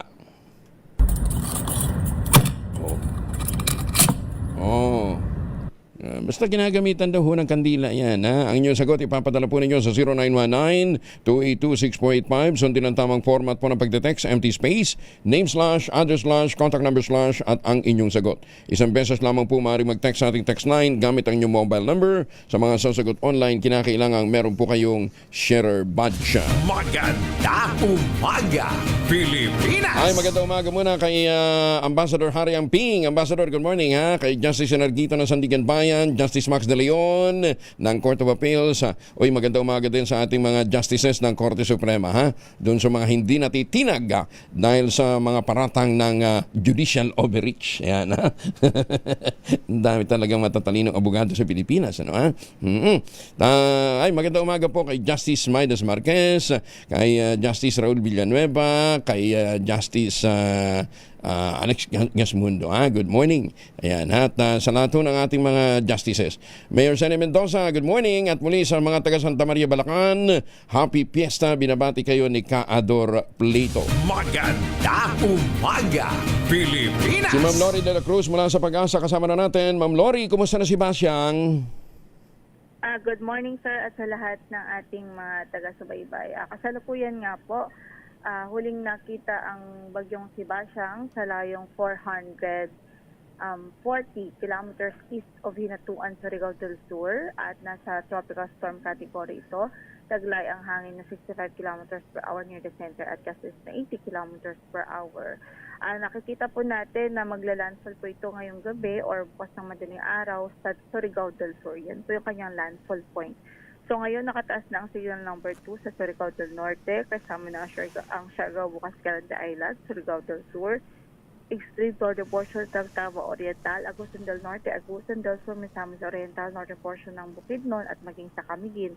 Habang signal number 1 din sa natitirang bahagi pa ng Caraga, sa southern portion ng Eastern Samar, southern portion ng Samar, Biliran, Leyte, at southern Leyte, Bohol, Cebu, Siquijor, Negros Oriental, Negros Occidental, Guimaras, Iloilo, Capiz, southern portion ng Clan Central at southern portions ng Antique. Signal number 1 din sa northern and central portions ng Davao Oriental, Davao de Oro, Davao del Norte, northern portion of Davao del Sur, rest of Bukidnon, northern portion of Cotabato, Lanao del Sur, northern portion of Maguindanao del Norte, Lanao del Norte, Misamis Occidental, eastern and central portions ng Zamboanga del Norte, northern and central portions ng Zamboanga del Sur, northern portion ng Zamboanga Sipugay. So, yun yung mga lugar na inaasa natin ay maaapektuhan talaga ng bagyo, directly maaapektuhan at dadaanan ng bagyo, mostly the Mindanao area at some parts of Visayas area. Asahan natin sa masusunod na oras, magdadagdag pa tayo ng mga lugar kung saan ay nakataas ang signal natin. So pinaghahanda natin ang ating mga kababayan doon, hindi po pwede maging kampante, meron pa pong oras, actually hanggang gabi pa po. Dahil siguro mamayang hapon mag-start na po talaga maranasan yung mga yung mga pagbugso ng hangin, pero kumbaga crucial time talaga is starting mamayang gabi. So yan ang latest mula sa Pag-asa. Ito po si Lori de la Cruz. Ma'am Lori, ang lawak ng sirkulasyon ha? Mukha lang po. Mukha lang. Medyo, madami kasi yung lugar sa, kumbaga inland, almost yung matatamaan talaga. Oo. Pero pulang-pula siya. Pulang-pula siya, di matubig to. Yes, matubig po. Delikado po, especially pag nasa tropical depression to tropical storm, ang isa sa mga pinaka-concern natin yan, usually maulan talaga. Oo. Tapos, anong speed niya ulit, ma'am? Yung kanyang maximum wind 65 kilometers per hour near the center at speed niya po is 15 kilometers per hour. 15, at least bumilis-bilis ng konti. Ayan, oo. Siya, sige. Ingat din, Ma'am Lori, ha? At wala na naman tulugan ng mga tagapag-asa. Huwag kalimutan ng vitamin C, ha?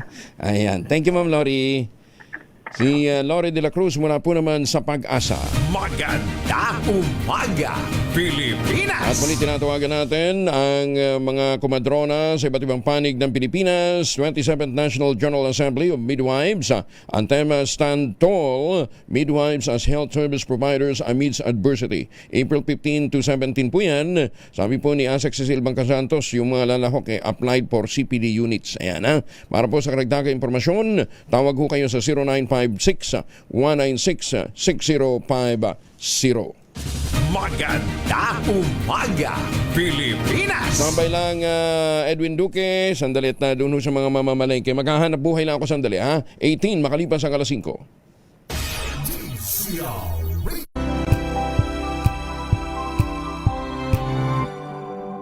Palmones! Magandang umaga, Pilipinas! 25 makalipas ang alas 5 ng umaga. Sa mga may importanteng lakad, huwag kalimutan magmaon ng proteksyon laban sa mikrobyo. May dalawang formulation ng family alcohol na pwede nating pagpilian.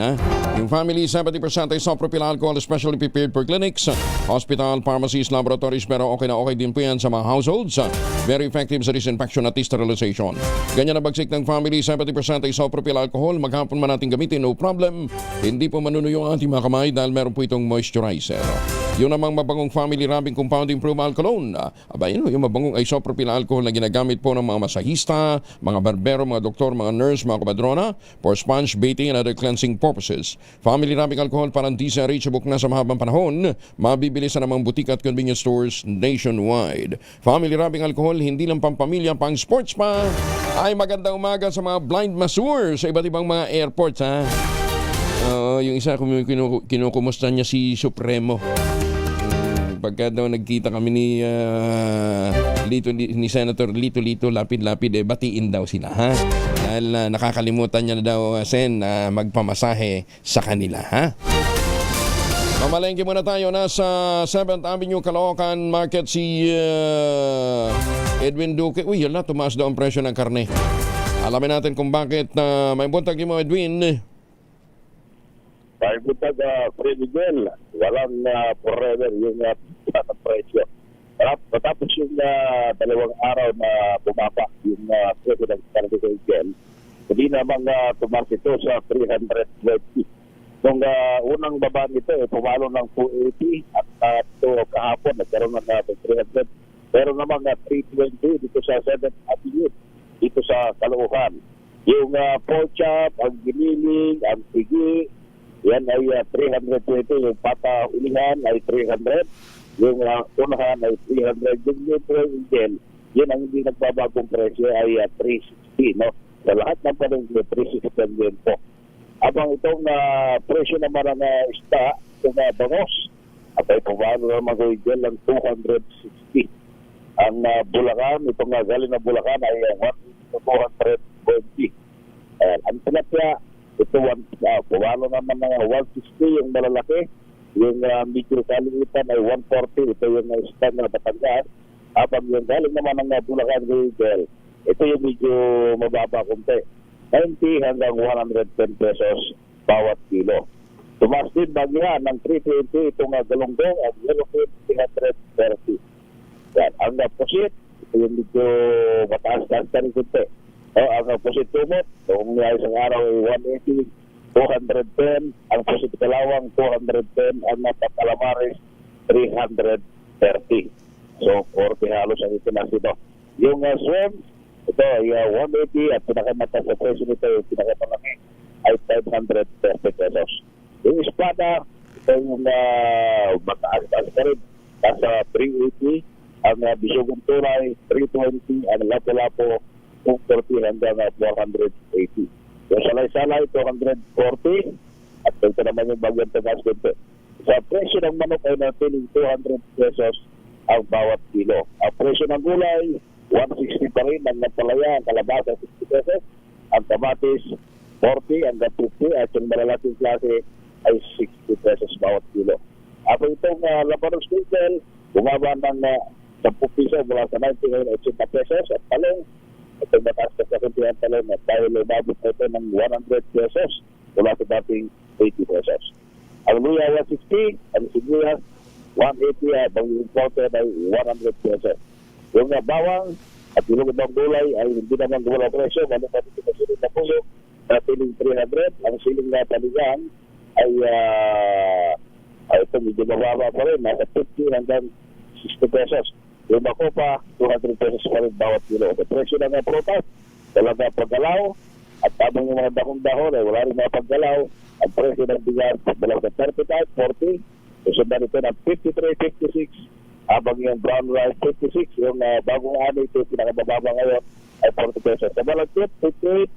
Merong 80 at ang pinakawad ng klase, 100 pesos pa rin kayo dyan. Yan, natingat tayo sa monitoring report mula ko rin sa 7th Avenue. Dito pa rin sa Caloocan na Restaurant. Edwin Duque nagulat sa Tisa Resort sa Pilipinas, una sa Pilipinas. Dagan salamat, Edwin. Naimbag nabigan sa mga suki natin dyan po sa Abulog, Cagayan. Karamihan o sa atin, sanay na pinipiga yung katas ng lemon. Pero pagkatapos, itinatapon ho natin yung balat, di ho ba? Wag ho. Ayon ho sa mga eksperto, lalong-lalo na yung mga dalubhasa sa nutrisyon, ang tinatapon pala nating balat ng lemon ang siyang most powerful part ng prutas na hitik sa benepisyong pangkalusugan. Bagamat masustansya ang juice ng lemon, ang lemon zest o yung kinayod na balat naman ito ay nagtataglay ng mas mataas na konsentrasyon ng antioxidants. Ang mga compound na ito ay nagbibigay ng mas matinding proteksyon laban sa inflammation o pamamaga at oxidative stress na sanhi ng pagkasira ng sel ng ating katawan. Hindi lang basta pampabango ng pagkain yung balat ng lemon, itinuturing din itong superfood dahil sa mga sumusunod. 1. Maganda daw po ang balat ng lemon sa detoxification. Ang mga natural oils nito ay tumutulong sa atay o yung liver para ma-flush out ang toxin. Immune booster. Mayaman ito sa vitamin C, flavonoids at mahalagang compounds na nagpapalakas ng ating resistensya laban sa sakit. Nakatutulong din po ito sa digestion. Nakatutulong ang balat ng lemon sa pagbabawas ng bloating o yung bang pagkakabag at nagpapanatili ng magandang bakterya sa ating bituka. Kaya sa susunod ho, yung nabili ninyo dyan sa 7th Avenue Caloocan Market na pinuntahan ni Edwin Duque, yung nabili nyong lemon, pagkapiga, wag ho ninyong itatapon. I-grate ho ng ang kaunting balat sa ibabaw ng salad, ihalo sa inyong smoothies o teas, ibudbud sa mainit na sabaw o yung inyong sopas, ihalo sa warm water para naman sa inyong morning drink. Kita ho ninyo, ang daming benepisyo ho ng lemon. Magandang umaga, Pilipinas! May kantahan. Lemon tree, very pretty, but the lemon flower is sweet. Flower is sweet. O, ibig sabihin, may pwede ka palang kumuha ng arena. Lemon flower eh.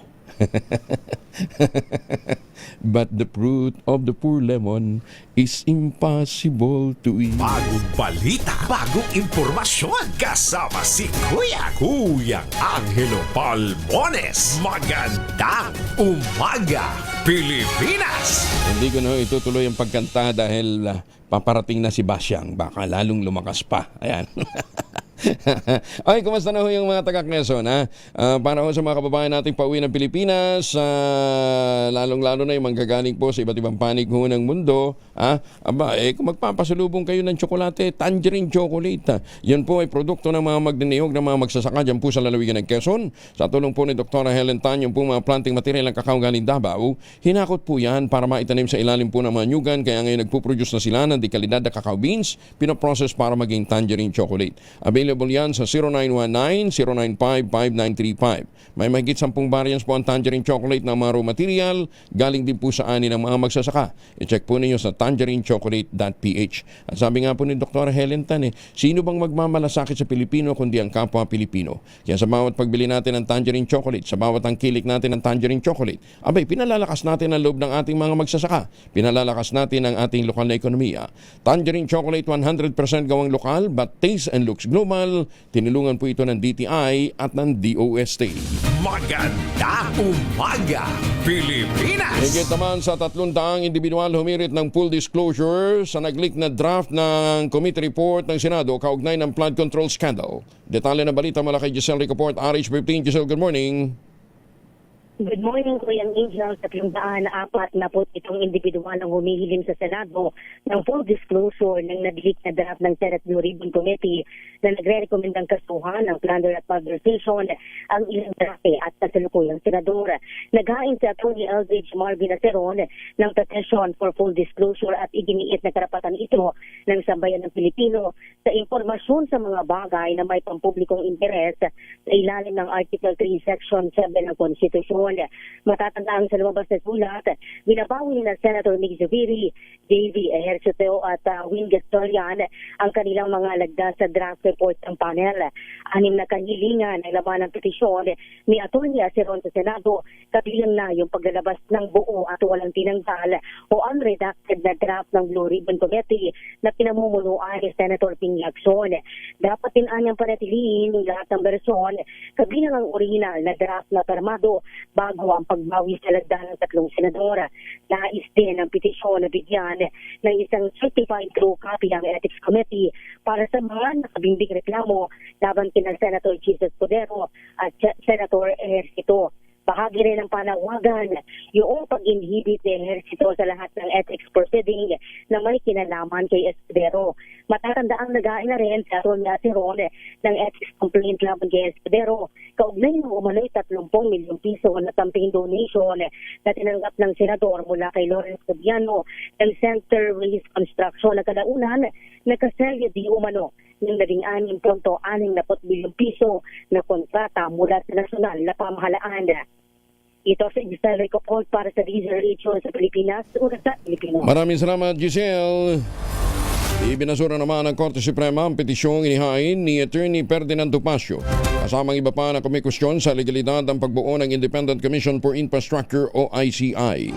Sa resolusyong isinulat ni Associate Justice Samuel Garlan, nabigo ang mga petitioner na sina Jacinto Paras, Manuelito Luna, Attorney Topacio na sumunod sa basic requirement para sa judicial review. Ito'y dahil sa paglabag sa Hierarchy of Courts Doctrine. Nandirektang isampa sa Korte Suprema ang petisyon na hindi dumadaan sa lower court. Punto ng Korte Suprema, itinatag ang ICI bilang independent ad hoc finding body para mag-imbestiga sa anomalya kaugnay ng mga infrastructure project ng gobyerno sa buong bansa. Wala rin nilang nakitang aktual na kaso ang mga petitioner na o maipakitang aktual na kaso ang mga petitioner na magpapatunay na labag sa kanilang karapatan o nakaapekto sa kanilang pagkatao ang Executive Order number 94 0/2025 na siyang nagbuo sa komisyon. Sa petisyon ay sinampa ng mga petitioner, iginiit ng mga ito na nilabag ng EO 94 ang Equal Protection Clause. Hindi pagkilala sa legislative power ng Kongreso, Office of the Ombudsman at maging sa Commission on Audit. Tindahan na nagbebenta ng illegal na fertilizer at pesticides sa Nueva Vizcaya, sinalakay. May mahigit 1 milyong pisong halaga ng produktong nasamsam. Detalye ng balita mula kay Bal Gonzales sa RH5. Bal, good morning. Good morning, Kuya Angel. Nasukol sa bypass operation ng pinagsanib na puwersa ng Criminal Investigation and Detection Group at Fertilizer and Pesticide Authority ang 2 kataong sangkot sa pagbibenta ng unregistered agricultural products sa Aritao, Nueva Vizcaya. Kabilang sa naarestong 2 suspect mula sa Gimba, Nueva Ecija na nagbenta ng mga hindi rehistradong patabat pestisidyo sa isang operatiba ng CIDG na umaktong Pusor Bayer. Ayon kay FTA Executive Director Glenn Estrada, ang nasamsam na 1 milyong pisong halaga ng produkto ay hindi rehistrado sa saklaw ng umiiral na FTA Advisory Number 2023-023. Ang mga produktong ito, aniya, ay nagdudulot ng panganib sa mga magsasaka, pananim at kapaligiran. Naarap ngayon ang mga arestado sa mga kasong paglabag sa anti-illegal selling of fertilizer and pesticide at paglabag sa Presidential Decree 1144. Ako si Bal Gonzales, DZRH, una sa Pilipinas, una sa Pilipino. Maraming salamat, Bal. Maganda umaga, Pilipinas! Brad Antonio Carrasco, ha? Gusto mo pang makapag-duet sa akin ng Lemon Tree, ha? Wag na. Paparating na si Basyang 39 makalipas ang alas 5 na umaga. Nananakit na ba inyong kasukasuan? Nagkakaringkel? Sumihina ba inyong kalamnan? Epekto po yan ng inyong pagtanda, ha? Huwag natin sabihin tayo tumatanda. Nagiging senior lang. Nagiging matured lang, ha? Ipinakikilala po ang Ultaplex, isang health drink. Mula po sa lumikha ng Ultabio, backed by Japanese technology. Ang Ultaplex ay may HCG complex, hydrolyzed marine collagen para sa skin at joints, HMB pampalakas ng muscle, glucosa green para sa ginhawa ng kasukasuan. Available in coffee with stevia at powdered drink mix. Kayang bawiin ng galaw, sigla at ganda kahit nagkakaedad na with proper diet and exercise. Hanapin lamang po ang Ultraplex sa Shopee, Lazada at Ultramio.shop. Ang Ultraplex po ay hindi gamot at hindi pwedeng gamitin panggamot sa anumang uri ng sakit. If symptoms persist, consult your doctor. Maganda umaga, Pilipinas! 5:39. Ang oras na yan ay hatid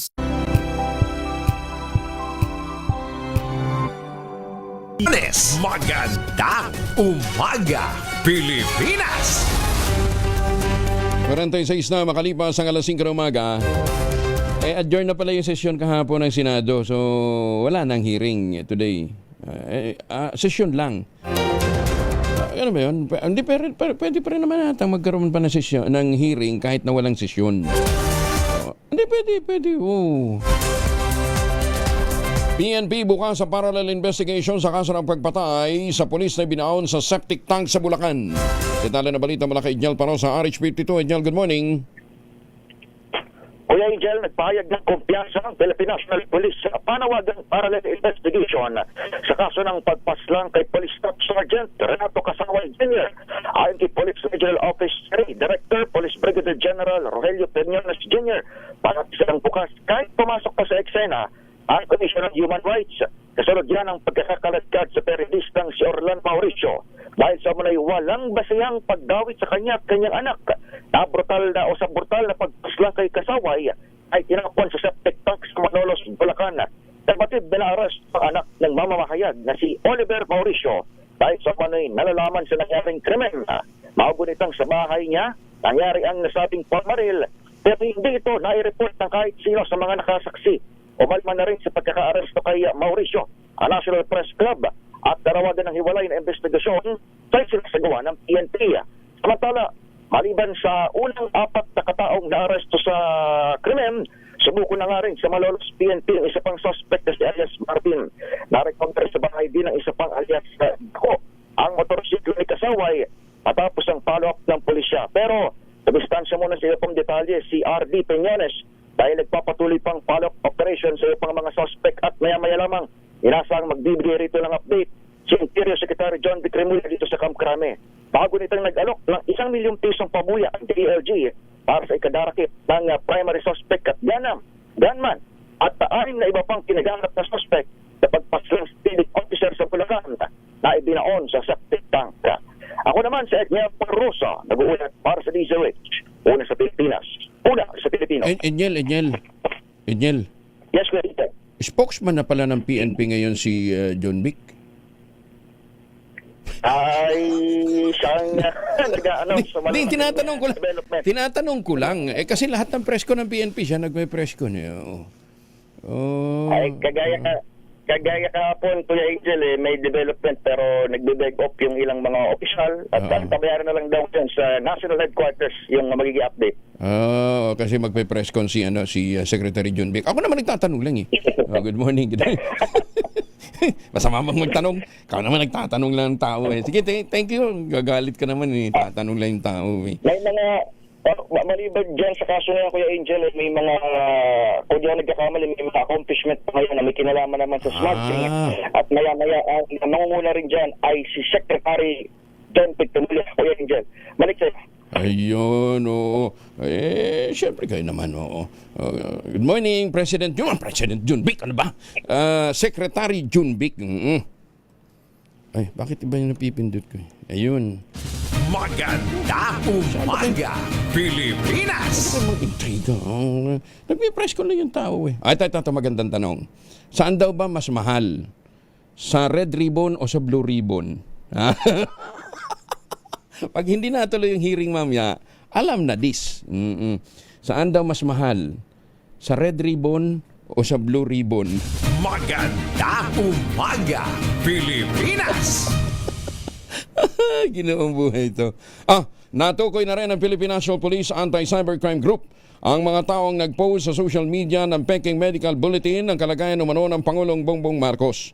Ayon sa PNP ACG Director, si Brigadier General Wilson Asueta, kilala na nila ang nag-upload ng dokumento sa kanilang social media accounts, ngunit hindi pa muna ito isinisiwalat habang hindi pa natatapos ang investigasyon.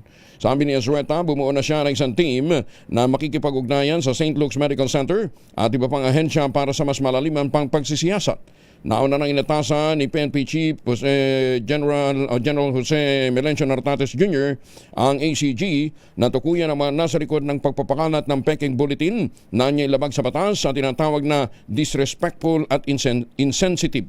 Mariin namang itinanggi ng St. Luke's Medical Center na silang naglabas ng naturang medical bulletin at kinumpirmang peke ang naturang dokumento. Magandang umaga, Pilipinas! 51 makalipas ang alas 5 ng umaga.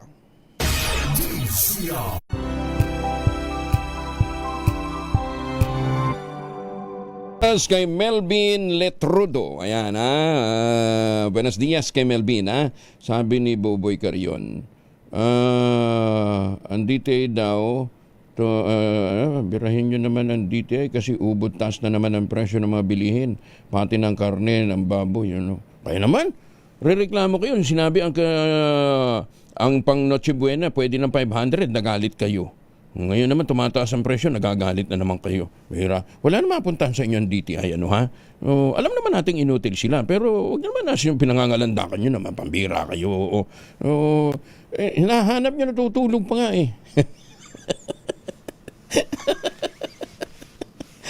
Huwag naman kayo ganyan. Tumataas ang presyo. Hindi, pero in fairness ang karne ng baboy, hindi naman yan para sa hindi naman yan nasa supervision ng DTI, Department of Agriculture yan. Pero siguro, pagpasok yata sa mga grocery stores, iba ng usapan. Sige, kukulitin natin sila. Supply and demand daw ho yan hindi naman natin mapipigilan kung talagang bumabagsak ang produksyon. Sa amin lang, sa Mindanao, wala na gustong mag-alaga ng baboy. Paano? Nandyan pa rin naman hanggang ngayon yung ASF, yung problema sa ASF. Kinukumbinsi nga ako, mag-alaga daw uli ng baboy. Ako, bali. Nag-alaga kami ng baboy noon. Nung nangamatay, ni piso, ni 5 duling, ala kami napala. Magandang umaga, Pilipinas! Nagbitiw bilang kongresista si ACT-CIS Representative Edvic Yap, isa sa mga mababatas na nasa sangkot sa issue ng flood control scandal. Inanunsyo ni late Representative Ana Victoria Veloso Tuason ang pagre-resign ni Yap sa pamamagitan ng pagbasa sa sulat na ipinadala nito sa plenary session ng Kamara. Matatandang bukod kay Yap na dadamit din sa maanumalyang infrastructure project ang kapatid nitong si Benguet Representative Eric Yap. Kasunod nito, inatasan naman ni House Deputy Speaker Alonto Adjong, si House Secretary General Chinoy Garapil na alisin ang pangalan ni Yap sa role ng mga membro ng Kamara. Sino kayong papalit sa kanya, ayan, yung magkapatid niya po kasi, talaga naman din dapat talagang maimbestigahan, nag-shopping ba naman? Kaliwat kanan ng mga properties dito sa Quezon City. Sino nakabili ng Alfredos? Diyan sa Quezon City. Tsaka kung bumibili ng properties dati yan. Sabi nung isang kaibigan ko, nabilhin nila ng propiedad, cash. Tsaka hindi tumatawad. Cash, matik. Hindi nga, binigyan nila ng presyong kunwari, ayaw ibenta. Sabi, sige bukas. Cash na diniliver. Lupit, Kamusta na kaya yung mga rock netting project na kanilang ginawa?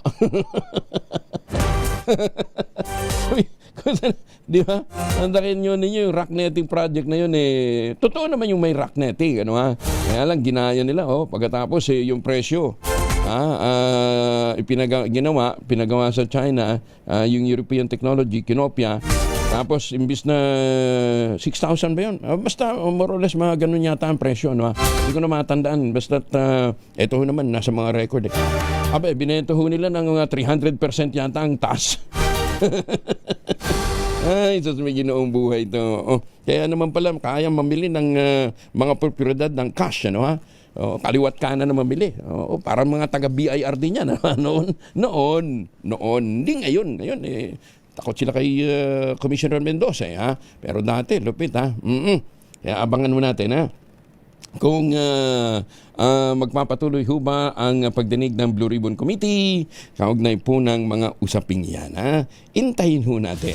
Magandang umaga, Pilipinas! Magtanim ng kawayan para sa kalikasan at kabuhayan. Kuya Angel po, si Angelo Palmones, nag-iwan sa inyo ng isang magandang umaga. Maraming salamat sa inyo walang sawang pagsubaybay, pakikinig at pagtitiwala. Ang ating quote of the day ngayong araw nito ay mula po sa French writer.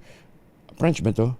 Basta, si Doris Lessing, ang British pala, British. Si Doris Lessing, ayan. Ang sabi niya, in university, they don't tell you that the greater part of the law is learning to tolerate fools. 2x2 at ACS Balita, susunod na ang oras sa buong kapuluan. 1 minuto bago mag-ACS na umaga. This time check is brought to you by